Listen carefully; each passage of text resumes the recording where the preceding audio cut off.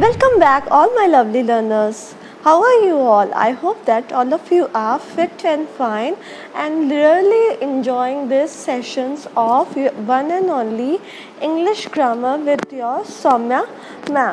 So, dear student, as you know that your series of English grammar is going on and we are presently revising the old topics which you have studied in your lower classes, phrases and clauses. You know that in last class we have discussed what are phrases and then we have gone through its type. We have studied the types of phrases in detail along with example, and today in our this class we will move forward and study about what? Yes, we will study about clauses. I will explain you in detail what is clause and what are different types of clauses along with example for your all clear understanding. So without wasting much time, let us start our this session. You can see on the screen it is written what is clause. So first we will study about the meaning and definition of clause. What is a clause? Clause is generally group of words. जैसा कि हम phrases में पढ़े थे वैसे ही clause भी group of words होता है. बट फ्रेजेस से यहाँ पे क्लॉज में क्या डिफरेंस होता है? क्लॉजेस में खुद का सब्जेक्ट और वर्ब कॉम्बिनेशन होता है. हमने फ्रेजेस में पढ़ा था कि उसमें सब्जेक्ट और वर्ब नहीं होता है. बट यहाँ पे keep it remember my dear student that this is very important difference between phrase and clause, that clauses have subject and verb within it, okay, as well as one of the most important feature of clause which separates it from phrases, it is that it has complete meaning by itself. ये खुद का एक complete meaning देता है. आपको याद होगा कि लास्ट क्लास में हमने पढ़ा था फ्रेजेस खुद के कंप्लीट मीनिंग नहीं देते हैं, वो एक इनकम्प्लीट थॉट देते हैं. बट क्लॉज हमेशा एक कंप्लीट मीनिंग होता है. So you can say that clauses और clause is a group of words with subject and verb combination and it has a complete meaning of itself. It will be more clear to you with an example. You can see here it is clearly written he plays cricket regularly. Okay, so how can you identify that whether it is a clause or not? You can see that the given sentence he plays cricket regularly is group of words. क्या ये group of words है? हाँ, ये group of words हैं. Second thing, क्या इसमें subject और verb है?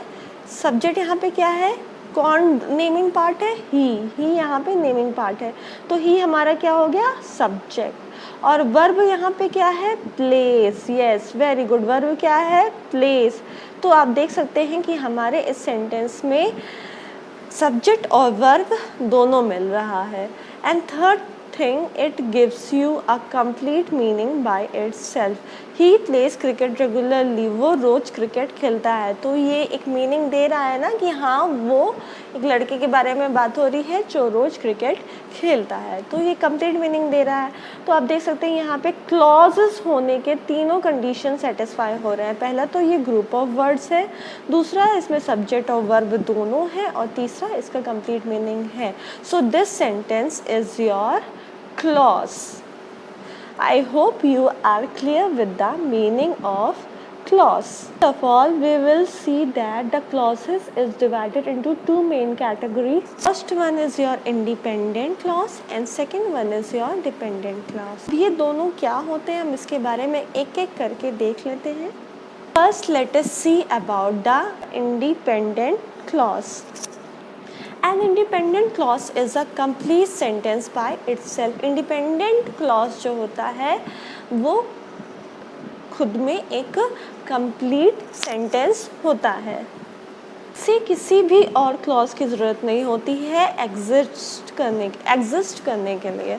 ओके, मतलब कि आप मान सकते हैं इंडिपेंडेंट लिखा होता है। इंडिपेंडेंट मतलब क्या होता है? अलोन, आज़ाद। ओके, तो इंडिपेंडेंट क्लॉज जो होता है वो अपने आप में एक कंप्लीट सेंटेंस होता है और उसे किसी और क्लॉज की, focus on my words, that उसे किसी और क्लॉज की ज़रूरत नहीं होती है खुद के एग्जिस्टेंस को प्रूव करने के लिए।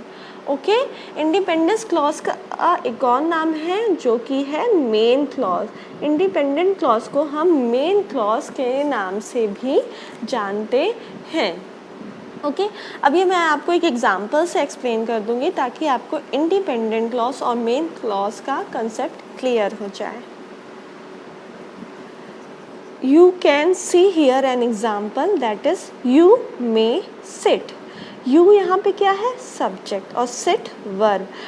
तो आप देख सकते हैं ये पूरा क्लॉज है, खुद में सब्जेक्ट है, वर्ब है, ग्रुप ऑफ वर्ड्स है और खुद की एक कंप्लीट मीनिंग भी दे रहा है ये सेंटेंस। तो आप क्लियरली देख सकते हैं कि ये क्लॉजेस के सारे रूल्स को सेटिस्फाई कर रहा है। ये क्लॉज खुद में इंडिपेंडेंट है। क्या आपको लग रहा है कि इस सेंटेंस के बाद किसी और सेंटेंस की ज़रूरत है? नहीं, you may sit, the sentence is complete in itself, the sentence is complete in its meaning. इसीलिए इस सेंटेंस को किसी और सेंटेंस की ज़रूरत नहीं है और हम इसे क्या कहते हैं? इंडिपेंडेंट क्लॉज या फिर main clause. Okay, I hope that this is clear to you. Now moving forward, let us see about the dependent clause. Okay, dependent clause is also made up of subject and verb combination, but it doesn't gives you a complete thought. Okay, it is dependent on independent clause. आपका dependent clause होता है। dependent मतलब क्या होता है? आप नाम से ही समझ सकते हैं। dependent मतलब जो किसी और चीज़ पे निर्भर है। ठीक है, तो ये clause के कुछ रूल्स को सेटिस्फाई करता है और कुछ रूल्स को सेटिस्फाई नहीं करता है। तो किन रूल्स को सेटिस्फाई करता है? सबसे पहले तो ये ग्रुप ऑफ वर्ड्स होता है। ओके, हाँ, ये ग्रुप ऑफ वर्ड्स होता है, प्लस इसमें सब्जेक्ट और वर्ब कॉम्बिनेशन भी होता है। ठीक है, पर अब इसमें क्या ऐसी प्रॉब्लम है जिसके वजह से हम इसे डिपेंडेंट क्लॉज कहते हैं या निर्भर क्लॉज कहते हैं?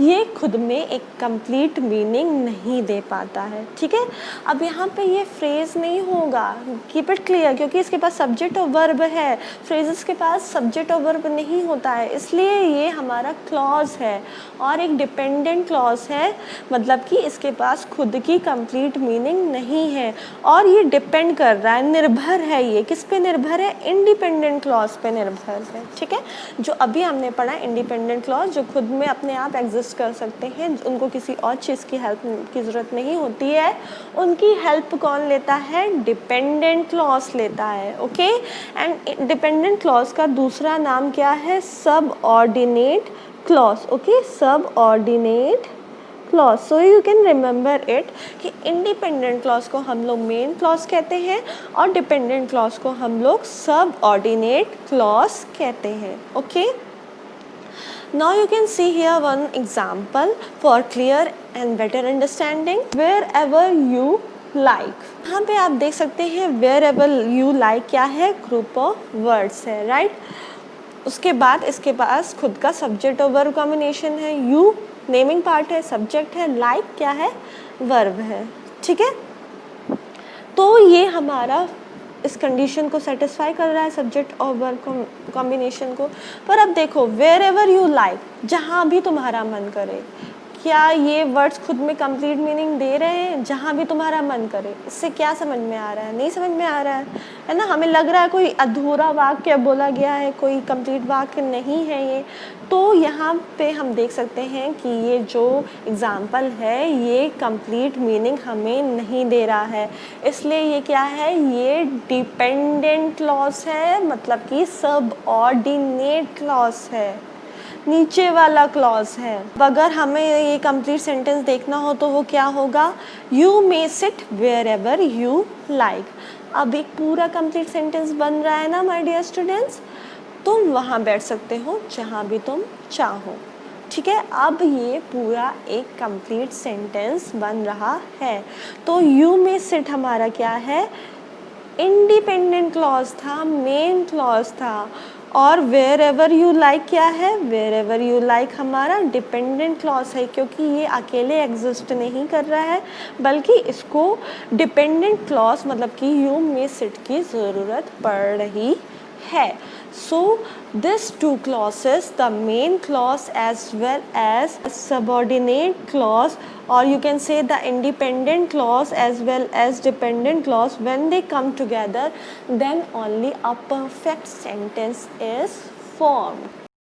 So dear learners, this was all about today's lecture. As you can see, we have discussed what is the meaning of clause along with example, and then we discuss about the two types of clauses, that are independent and dependent clauses. Further, the categories of dependent clauses we will discuss in our next upcoming lecture. So with this only, I bid you all farewell. Have a good and cheerful day. Keep learning, dear students. Thank you for watching the video. Jai Hind.